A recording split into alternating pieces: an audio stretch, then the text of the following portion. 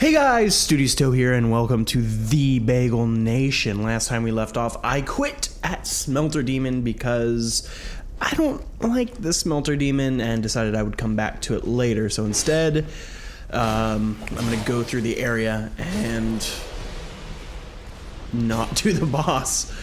This is post-commentary, and I believe for the rest of this playthrough it will be post-commentary. I actually decided to switch to post-commentary at a certain point. I planned on going back, but I just never did because I felt like playing. I didn't feel too much like talking, giving useful commentary, and truthfully, I'm still at a point where I play better, significantly better, for the most part, when I'm not trying to talk about it. I think I did record commentary live with this, so I'll use that as an excuse if I do anything particularly dumb, kind of like I am now. But I'll try not to use that as an excuse anyway. But my commentary was a little down and not too. I don't think it was particularly insightful or entertaining, so I decided to do that. Anyway, painting, part of the frame, part of the painting. So here, I think I do end up fighting most of the enemies. Forgive me if I sound like I'm watching it for the first time with you. I almost am. Well, watching it, yes. Playing it, no. But it's been about a week since I recorded this, and I'm a little behind on everything on my YouTube channel right now. Uploads. Been a little busy with the real world lately. But up here is the way to progress to the next area, and up this ladder is to the right is the bonfire you can only access after beating Smelter Demon, and it's in the door you see there. It does not open from this side. So beating Smelter Demon definitely has that benefit in that you get an extra bonfire, and it essentially cuts this long trek that I have to take in half. Also, I'm just noticing this while I'm watching it. The video quality should be noticeably improved. I'm not sure how much of it will come through to YouTube, but in a couple episodes, I will be switching. I've switched. I'm saying this because I've already beat the game on the playthrough. I switched to a higher quality method of recording video. So also less CPU intensive. I'll plug unnecessarily. Here, picking up whatever's in this chest, trying to remember myself right now. The life ring +1 can be useful. I think I use it for part of this because it just gives you a little extra health. It's nice if you don't have a better ring. It's nice to just have that little bit of extra health. But I switched. I'm now using NVIDIA's capture software because it uses your graphics card instead of your CPU, essentially, as the main processor. I mean, I'm sure I'm using some terms incorrectly, but the main oomph comes from the graphics card, and it doesn't really have an effect on gameplay. Doesn't hurt your CPU, and that's nice because I was the software I was using previously was lower quality and took a pretty big chunk on my CPU. A game like Dark Souls 2 doesn't have, especially since it is designed for console, isn't that bad because it's designed for a much lower powered system. But if I wanted to play something really heavy duty, I probably wouldn't be able to record or stream it too well without lowering settings, and I don't like lowering settings. Through here, that lever, well, I'll pull it in a minute. That bridge, that jump across these old iron enemies, the turtle men, there's one who will just sit there and sabotage the bridge as you come here through for the first time. It resets at bonfires. If you kill them quick enough, you'll be able to walk across there. And I believe, oh no, I actually, spoiler alert, I come back here later in the playthrough to get some Whatever the pyromancy is down there, I can't remember off the top of my head. I'll save that for save the surprise for later. But yeah, you just jump across if you need to. A lot of enemies seem to drop a lot of things in this area, if that counts for anything. Behind that door is another belfry area, and I believe in this video we'll get to some of that. I think I go through there. Yes, I'm pretty sure we will. Anyway, so yeah, you use the Pharros' Lockstone, which I think I'm about to do, or I'm just gonna stand there and there we go, look at it. I'm sure I was giving live commentary, which is why I just stand there. Anyway, I'll talk about this. You pull the lever, and this stuff happens. It's pretty, I think you can see that pretty well. That you pull the lever, and that lowers this system of platforms. You'll see these little narrow bridges and then these larger platforms. The larger platforms will drop if you walk over the buttons. I don't remember if I demonstrate that. Looks like yep. See, that platform will drop. It's a very easy way to kill these enemies. Although you have to be a little careful about it. Like there, I almost kill myself. And then there's an annoying archer back there who, yep, shoots me. You can make the jump across that ladder you can get to by pulling the lever again. I don't think I go up there yet. I go back there later in the playthrough, though, to get some stuff. But there you can jump across. You see the gap between this and the platform to the character's right. You can jump across that, and speedrunners did that. I don't know that they're doing it now because I don't think they come here anymore. Because it's quicker to do. I think I've talked about already in this playthrough that speedrunners will kill kill a Lord Soul boss 4 times using Bonfire Ascetics to get 1,000,000 souls, which allows them to skip the requirement of having all 4 Great Souls, and instead they can just go straight into the Shrine of Winter? Yes, Shrine of Winter. I was about to say Romana, but that would have been much incorrect. So you walk across here, those fires, those won't hurt you unless you walk into them. I guess that's all fire, but here you just wait, and if you're smart about it, you can usually get the turtlemen to kill themselves in it, as I do there. You can turn off, and that was, I almost paid with my life there for trying to pick up that item. Also, I should have known that wasn't going to be a worthwhile item, because they drop their armor, but it's pretty easy to come by them. They drop it almost every time, especially while I'm wearing the hat and monocle that I'm wearing. The Explorer set. I don't think that's what it's called, but it's the starting equipment for Explorers. And up here is an enemy that I used to always miss and used to always get snuck up on by. That's the way to phrase that properly. If you just take him out with some sort of range, if you hit him once, he'll jump down, as you saw there. So come in here. And this can be a pretty frustrating hallway. You basically the easiest way to deal with this enemy is to just bring him back out here and then take a hit just like that. It's imperative that you do that. I'm not just taking damage because I messed up. No, of course I am. So then you get him out of the way, and you can't run past him because of this giant scary blade with blood on it. Hint, hint.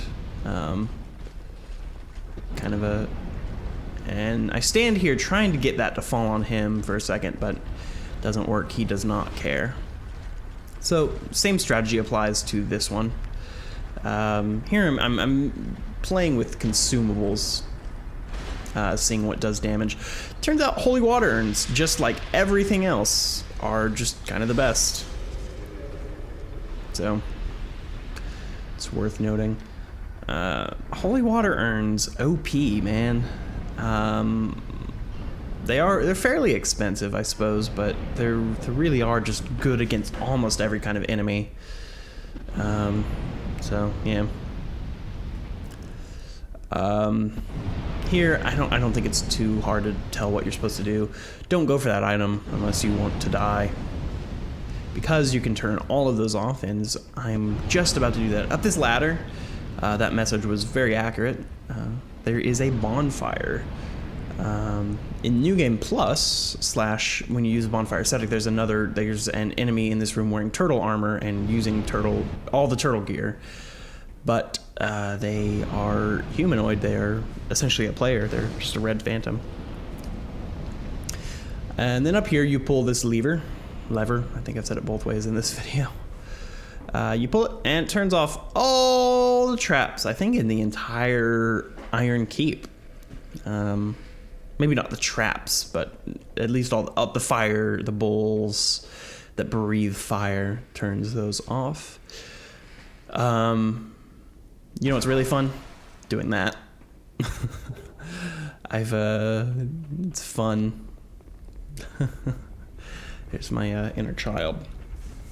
So yeah.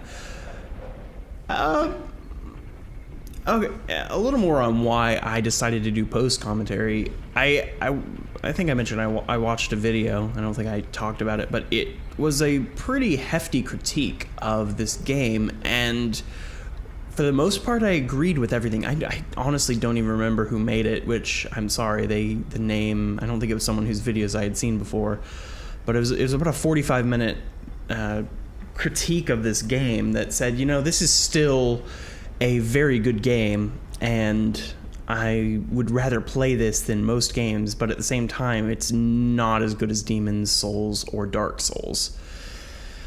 And the more I play, the more I think I agree with that. I haven't played Demon's Souls, but I think that just is a fair assessment at this point. I think that this game has the best PvP, at least as far as... Oh, by the way, the reason I didn't rest at that bonfire and the reason I'm coming back is I want to get this belfry... What are those things that you sit down at and they you rest, maybe, I think. Anyway, I'm getting the bonfire up here. I don't know if this is just lazy level design, or I mean, it's clearly intentional that you have to drop down, but I feel like there's a cooler way to have done that.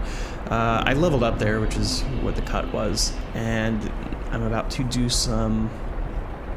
Actually, I leveled up and then came in here and died a few times.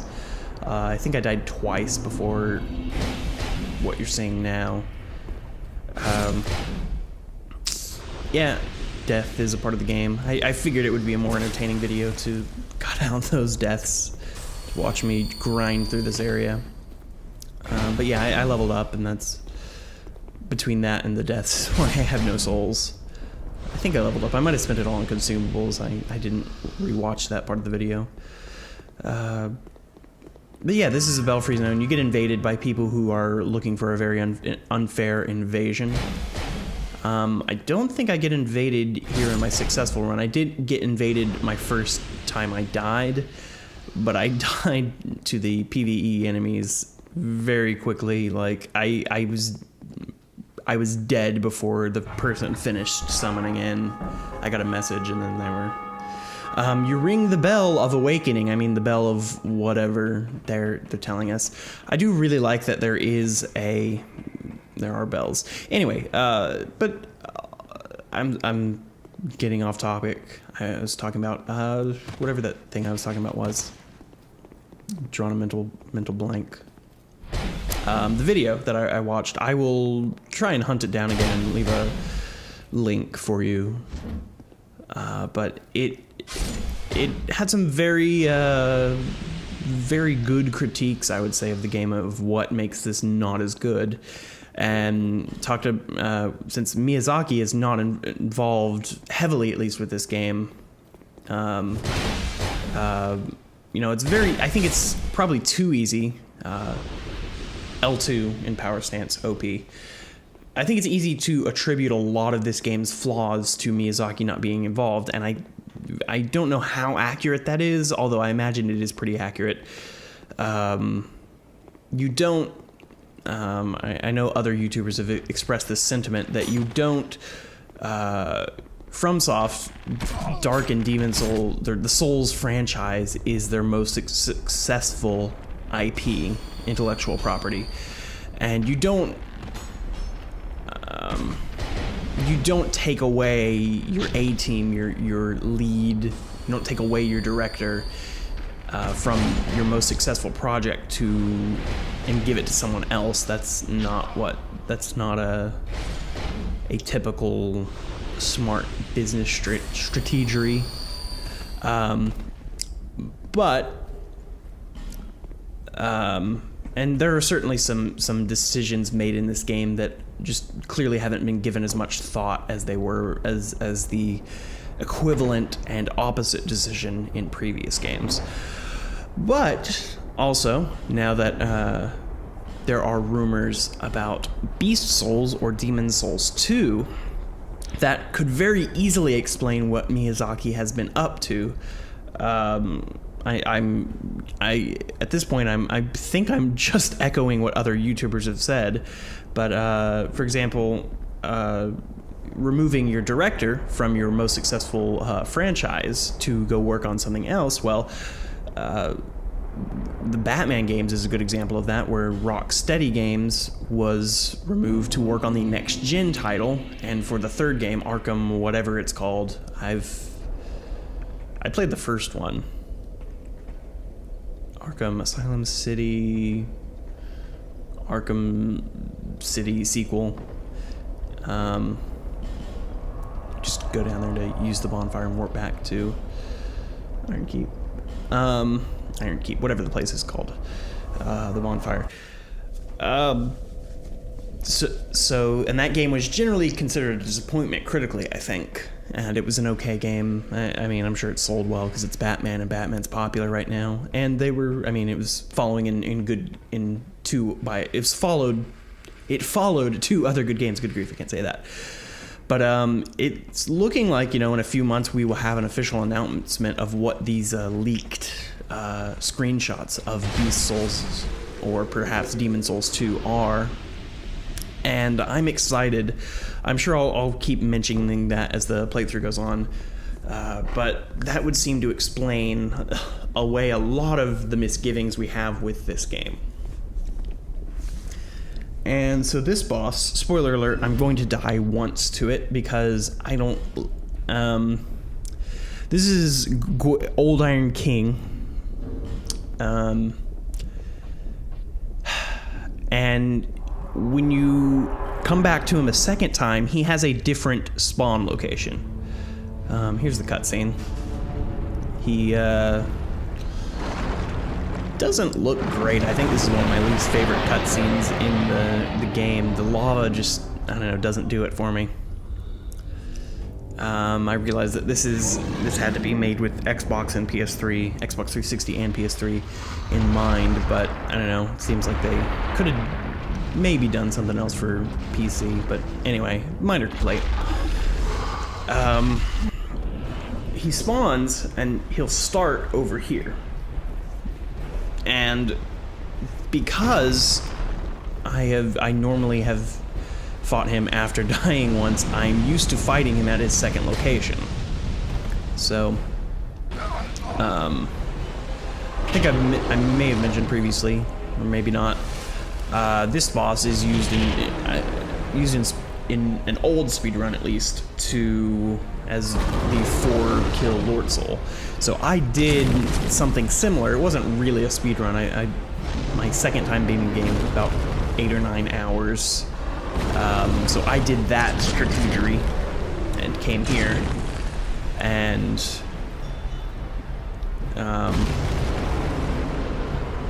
you see his attacks.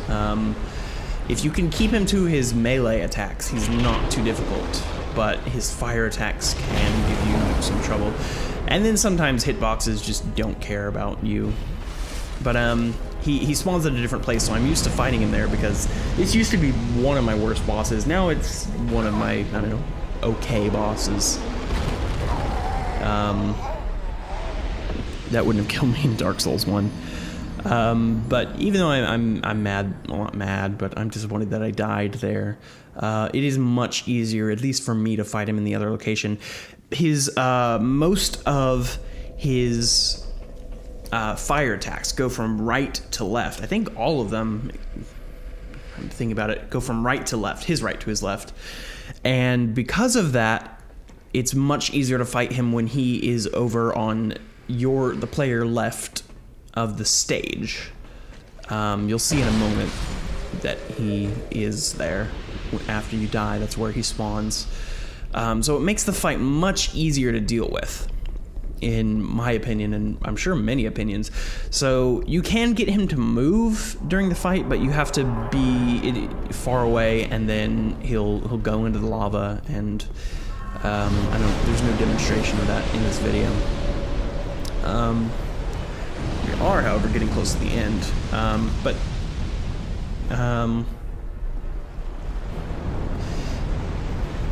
Yeah, I don't know why every enemy in this game has a laser. I mean, I guess that's a beam of fire, but it's still very laser-like. But I am pretty, at this point I'm fairly comfortable with this boss from this position. Basically, when he does those long melee attacks, that's when you get your damage in. This overhead sweep, you don't have to roll. You can just stand right in front of him. I think the reason I rolled there was I was just a little off and wasn't completely comfortable with where I was, so I rolled dodge out of the way. But like here, just stand there. It's a good time to heal with a life gem, probably not with an Estus Flask because of how much longer it takes. And then just get in your hits. Simple as pie. This attack, you just kind of see what I mean by he goes from right to left. That's very difficult to deal with when he's in his other position, at least for me. But he gives you these long attacks. When he does those attacks with a long recharge time, it's pretty easy just to. That's when you get your hits in on his arms, when he does things like this. And I think one more cycle and I should have it. Or Holy Water Urn for Taewyn. Or Hexing Urn. And that was unnecessarily risky, but it worked. Anyway, that should about, I think that's the end of this video. We're not gonna have any time for anything else. If you liked this video, leave a like. If you want to see more, please consider subscribing. I'm gonna continue talking about beast souls and stuff, and all kinds of rumors and such in the successive videos. But thanks for watching, and as always, enjoy your stay in the Bagel Nation. Goodbye now.